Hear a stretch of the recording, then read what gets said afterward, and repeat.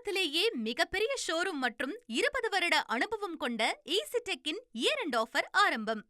நாடு முழுவதும் இண்டிகோ விமான சேவை பாதிப்படைந்த நிலையில் இது தொடர்பாக உச்சநீதிமன்றத்தில் விசாரணை என்பது தொடர வேண்டும் என்ற கோரிக்கை எழுந்திருந்தது. ஆனால் அவசர வழக்காக விசாரிக்க உச்சநீதிமன்றம் மறுப்பு தெரிவித்திருப்பதாக தகவல் வெளியாக இருக்கிறது.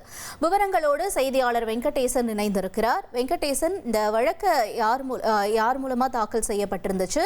உச்சநீதிமன்ற தரப்பிலிருந்து எதனால இதை மறுத்திருக்காங்க? நிலவரம் என்ன?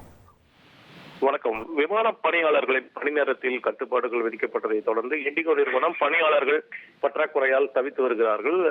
இது அட்டவணையிடப்பட்ட விமானங்களின் இயக்க விமானிகள் மற்றும் பிற பணியாளர்கள் போதுமான அளவில் இல்லை என்பதால் அந்த விமானங்கள் ரத்து செய்யப்பட்டன. கடந்த 6 நாட்களாக இது தொடர்ந்து வருவதால் கிட்டத்தட்ட 2000க்கும் மேற்பட்ட விமானங்கள், இண்டிகோ விமானங்கள் என்பது ரத்து செய்யப்பட்டு கடுமையான அந்த விமானிகள், குறிப்பாக விமானத்தில் பயணம் செய்ய அந்த பயணிகள் பாதிக்கப்பட்டுள்ளனர். இந்த விவகாரம் தொடர்பாக தாக்கல் செய்த பொதுநல மனுவை அவசரமாக விசாரிக்க கோரி உச்சநீதிமன்ற தலைமை நீதிபதி சூரியகாந்த் தலைமையிலான அமர்வு முன் முறையிடப்பட்டது.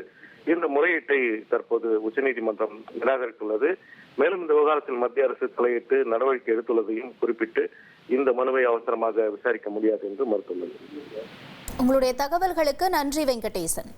தமிழகத்திலேயே மிகப்பெரிய ஷோரூம் மற்றும் 20 வருட அனுபவம் கொண்ட ஈசிடெக்கின் இயர் எண்ட் ஆஃபர் ஆரம்பம்.